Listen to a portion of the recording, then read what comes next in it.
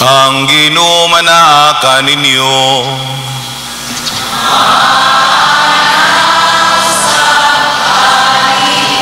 Kinutlo gikan sa Ebanghelyo sumala ni San Lucas.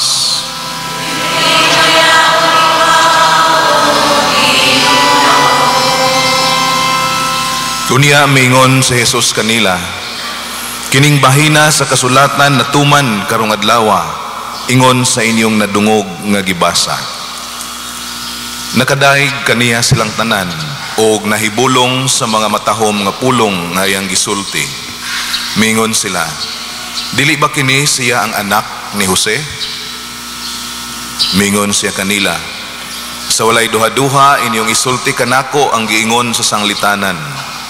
Doktor, tambali ang imong kaugalingon. Kamo usab moingon kanako, himua dinhi sa imong kaugalingong lungsod ang mga butang nga imong gihimo didto sa Capernaum, sumala sa gitaho kanamo. Apan sultihan ko kamo niini, ang usa ka propeta dili gayud dawaton sa iyang kaugalingong lungsod. Pamati kamo kanako. Tinuod nga daghang mga byuda dito sa Israel sa panahon ni Elias, sa dihang walay ulan sulod sa 3 ka tuig ug tunga, ug may dakong gutom sa tibuok yuta. Apan wala ipadala si Elias ngadto sa bisan usa kanila, kundili ngadto hinuon sa byuda sa Sarepta sa kayutaan sa Sidon. Ug may daghan usab nga sanlahon dinhi sa Israel sa panahon ni propeta Eliseo. Apan walay bisan usa kanila nga naayo, gawas kang Naaman ang taga Syria. Sa ilang pagkadungog niini nangasuko pag-ayo ang tanan nga didto sa sinagoga. Nanindog sila og ilang gitaral sa Jesus ngadto sa gawas sa lungsod ug gidala ngadto sa tumoy sa bungtod, diin natukod ang ilang lungsod aron ihulog siya sa pangpang. Apan miagi siya sa taliwala sa katawhan ug mipahilayo. Ang Ebanghelyo sa Ginoo.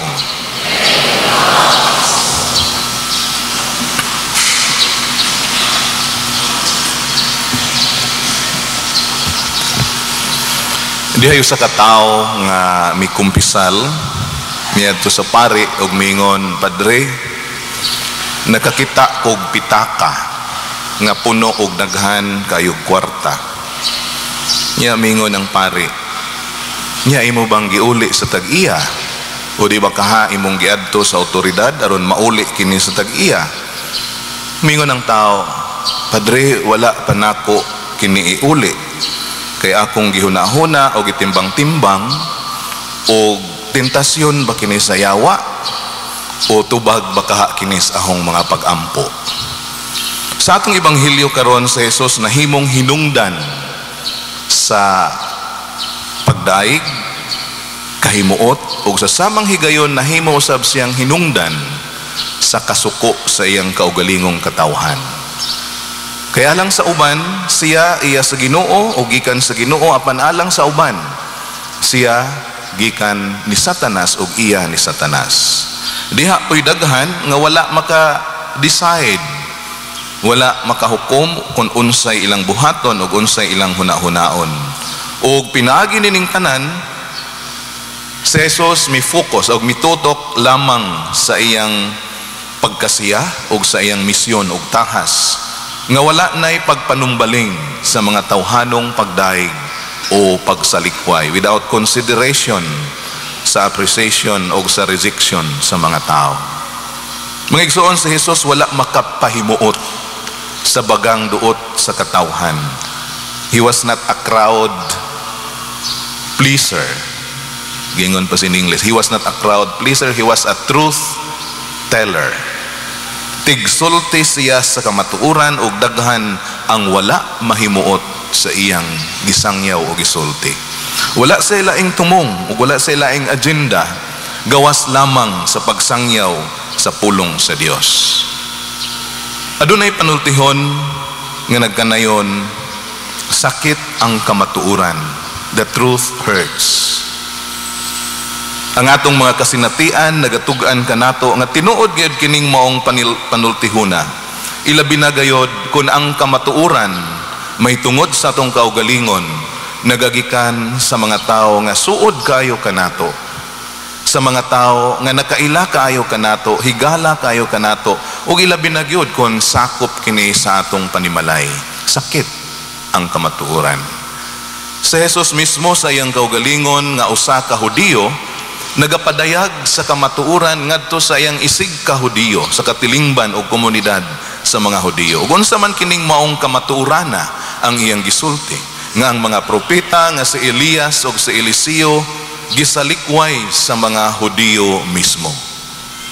Ang resulta, wala sila makahimo og mga milagro diha sa ilang kaugalingong lugar tungod kay ang ilang kaugalingong katawhan wala man mutuo kanila. Pinaagi sa pagsulti sa kamatuoran sa Jesus na himong hinungdan sa panagbangi og kasuko sa katawhan, ug mao'y hinungdan nga dali ra kaayo silang kahukom batok kang Jesus. Kanang gitawag nato sa in English og prejudice, diha the presence of feeling of prejudice, kana bitong hinanali nga paghukom, o siguro sa atong pinulungan o ato kanang ma-translate o kana bang atong hunahuna nga nakaminos niya ng tawhana. Sumaw siguro kana ang o tukma-tukma nga pag-translate kung unsa ang binisaya sa prejudice, kanang nakaminos. Naay panultihon usab sa in English ginaingon familiarity breeds contempt. Ang pagkasuuray kuno o kanang suod na kaayo mamunga og pagtamay. Ang pagkasuod, ang kasinati na kapag-ayo mamunga kana og pagtamay o gani usahay dili na kamutahod. Ug walay laing mas makabuta kaysa hinanali nga paghukom. Usa sa mga kumon nga hinanaling paghukom mao kanang unsay sagad nato makita diha sa usa ka tawo nga suod na nato, unsay sagad nato madungog, ug kanang sinati na kaayo pag-ayo kanato. Diha ko na usa ka Pilipino nga senador nga misulod sa usa ka 5-star hotel dito sa London. Niya mi order siya og usa ka botilya sa pinakalamian nga bino o rum nga maoy ilang giserve niadtong maong hotel. Mingon ko no ang senador, kindly give me the best rum you have got here in this hotel. Kaya sa pagbalik ko no sa waiter, nagdala siya og produkto nga Pilipino nga rum. Siguro tanduay ang ida. Unya misingka ang senador sa waiter, I told you to get me the best wine, not just the local stuff that you buy at any store. Ginan ka na akong dadikog ka ng kinanindutan, dili lang ka nang mapalit bisag asa ng ordinaryong tindahan. Unya mingon yung tao ng waiter, sir, mingon ka nga ka ng the best rum, mao ni ang the best rum din sa London. So katong Pilipino nga senador, ninduta di ay sa Pilipino nga produkto na himong best rum dito sa laing nasod. Pero tungod kay ang prejudice na kaminusta sa atong mga produkto, mao kini ang kinadak ang babag diha sa atong pagda sa kamatuoran. Adunay laing istorya nga kini mahitungod kuno sa usa ka traveling circus. Di naman uso kayo ng circus karon labi na naay pista, pero kining nakasinati man siguro tag dihay kausa higayon nga mianhi sa hagna nga naay circus. Kada gabi kana sila mosalida. Unya usa ka gabi ni ana sa padung na sila mosalida, ang ilang gipuy-an o ang circus katong ilang mga tulda nasunog. Karon pagtan-aw pa sa manager, hapit na mosalida, musugod ng ilang oras sa pagsalida, ang kadto ramang clown mao'y nahuman nag-ilis. Mao tong iyang giingnan ang clown at tua ang mga katawhan dito sa sentro, ingna nga magpatabang ta kay nasunog ang atong mga tulda dinhi sa atong circus. Matong miadto ang clown, miadto sa katawhan, misinggit, oy tabangin mi ninyo, tungod kay hapit na magsugod ang among circus pero nasunog. Pero ang mga tao nga nakita sa clown, ang pagtuon nila sa clown nga komedyante. Komedyara na kay clown na para na makatan-aw ta silang circus ng gabi una. Hangtod nga wa gyud sila moadto, hangtod nga moadto sila pagsugod na unta sa circus na ugdaw na. Tungod kay wala sila mutuo niadtong clown, niya ng komedyante. Tungod kay suod na kayo nila. Familiarity breeds contempt. Na murag nakaminos na sila. Pakulo laman na sa taga-sirkos. Arong mananaw ta.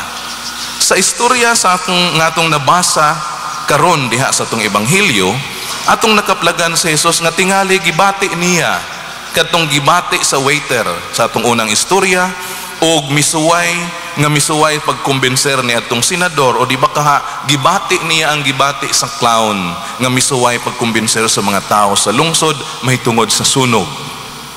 Miabot si Jesus siyang kaugalingong nasod sa Nazaret aron pagdala kanila sa mayong balita og kaayuhan sa sakit nga iyang gidala sa ubang mga lungsod o gihimo ngadto sa ubang mga lungsod sa Galilea. Apan ang mensahe wala nila hatagi og higayon. Ang mga tao misalikway sa mensahero.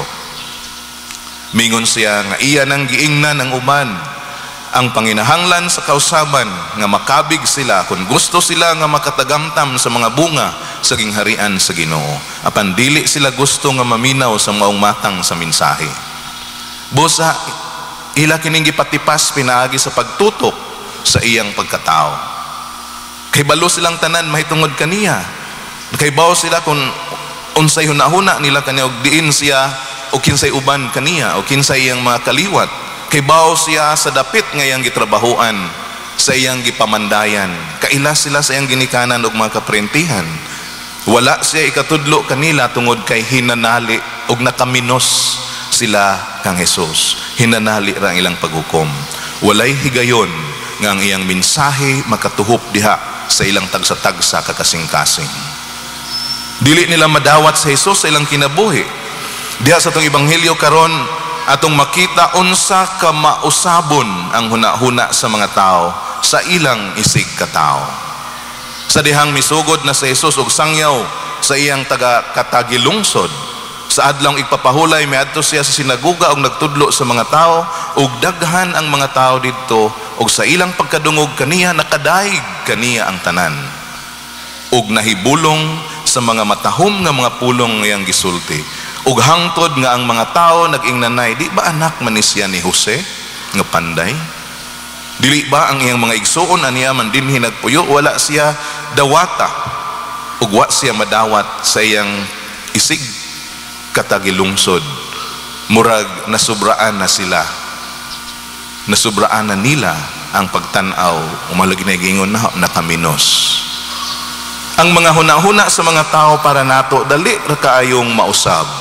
Changeable mind. Naa kayo ng mga hunahunaan nato. Ang nagkalain-laing tao adunay nagkalain-laing opinyon para nato. Ug dako nga binuang nga maghunahuna ta nga makapahimuot ta sa tanan. Sa gingon na sa panultihon, you cannot please everybody. Di gyud ta bisag unsa ka kaayo ang imong tumong nagyudaghang mga komentaryo. Siguro nakadungog na mo ning istorya ha nga nagapamatuod nining maong panultihona. Usab-usab ang iyang hunahuna og dili ka maka-please, you cannot please everybody. So sa kay gayon ni ana ang amahan og anak nga lalaki, mga 9 anyos siguro iyang anak, nagdala sa ilang kabaw paingon sa merkado. Unya ang amahan nagakabayo samtang ang anak ngoy nagaguyod sa kabaw. Pagkakita sa mga tao sa daplin sa dalan, mingon sila, oy pagkaway kaluoy anang amahana. Gipalakaw rag anak, ipakuzod rag sa kabaw. Unya pagkadungog sa amahan, hingnaog ang amahan. Ug mingon dong, ikaw kabayo, ako'y guzod. Ay guzod sa amahan, unya kabayo ang bata. Pag-abot sa unahan, mingon na po mga tao, noon sa banang bataa. Huwag yun maluoy sa amahan. Ang amahan mo ay gipalakaw si Zara Joy Gakabadjo. Nausob na pong hunahuna sa amahan, mautong mingon ang amahan dong, mga bayo na lang tang duha. Mga bayo ang duha, pag-abot sa unahan, mingon na unsa ba ng amahana o anak. Huwag yun maluoy sa kabaw. Nga badyo o duha, nakalisod-lisod nagkabaw, di ra badyo dako kaadyo. Mautong pagkadungog, nanganaog silang duha ang nagagujod. Mingon na pod pag-abot sa unahan, unsa ba ng mga tawhana nga pwede man ta ng kabawa kabadyoan nilang duha. naglibog na sila. Sumao na lang ilang nakitaan sa unahan nga ang amahan ug anak nagdadyong sa kabaw. Mga igsoon, dili ta makapahimuot sa tanan. You cannot please everybody. Apan makapahimuot kita sa Ginoo. Makapahimuot kita sa atong kaugalingon. Ug dili ba igo romana, makapahimuot ta sa atong kaugalingon, makapahimuot ta sa Ginoo. Ang usa ka wise man miingon, if the full moon paid attention to all the dogs who bark at it, it wouldn't have the time to light up the night. Kung ang bulan kuno panahon sa takdol magtagad ra sa mga iro nga nagausig niini, wala unta siya'y panahon sa paglamdag sa kagabihon.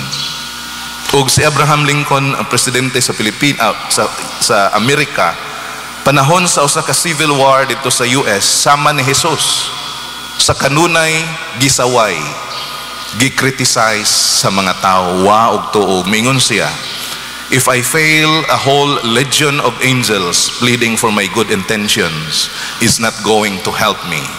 If I succeed, all criticisms are not going to be worth a hill of beans.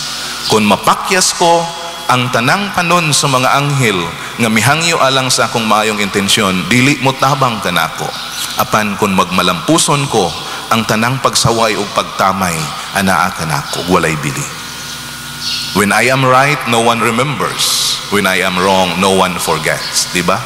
Kung insakto ko, way mahinumdom nga usa, apan kung masayop ko, ang tanan gyud di makalimot. Busa mga igsoon, ayaw paghukom sa imong isikataw. Maghuna-huna tag maayo alang sa ubang mga tao. Magmahigmaon kita diha kanila, diha sa atong hunahuna, ug dili ta magsukod sa mga tao sa atong kaugalingong sukdanan ug sa atong kaugalingon nga mga standards. Atong hinumduman nga kitang tanan adunay kaugalingong pakigbisog ug pakigbugno, individual battles to fight. Ug tagsa-tagsa ka bukid nga atong asakaon. Tinuod ang kinabuhi lisod, apan dili nato himuon ug pun-an ang kalisod sa kinabuhi sa uban.